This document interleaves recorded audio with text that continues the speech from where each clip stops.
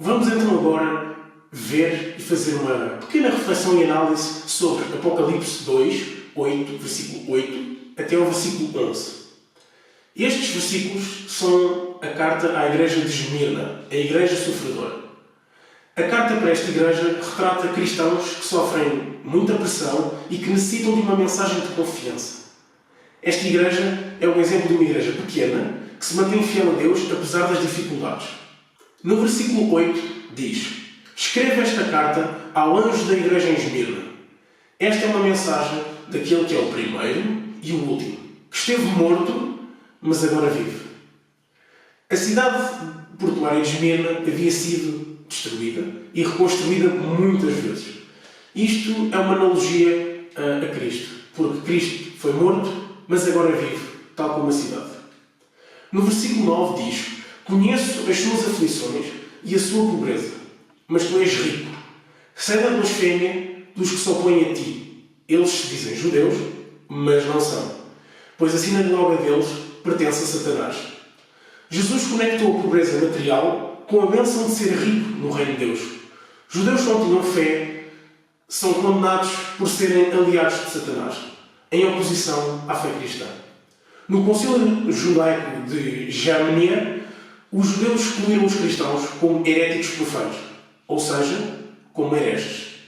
João não era antissemita, ou seja, ele não era preconceituoso.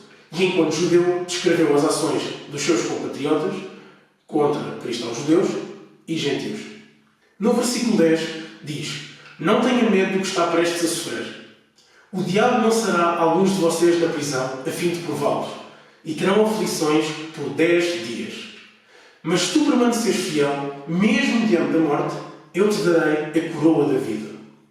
João vê o diabo como a fonte da hostilidade humana contra os cristãos. O período de sofrimento seria de 10 dias, simbolizando um período limitado de tempo de perseguição. Se esta igreja fosse fiel, a sua recompensa seria a coroa da vida eterna. A expressão diante da morte está relacionada a um discípulo de João chamado Policarpo, que foi martirizado, ou seja, foi morto pela sua fé em Esmirna, em meados do segundo século. E no versículo 11, o último versículo que vamos ver, diz o seguinte: quem tem ouvidos para ouvir, ouça o que o Espírito diz às igrejas.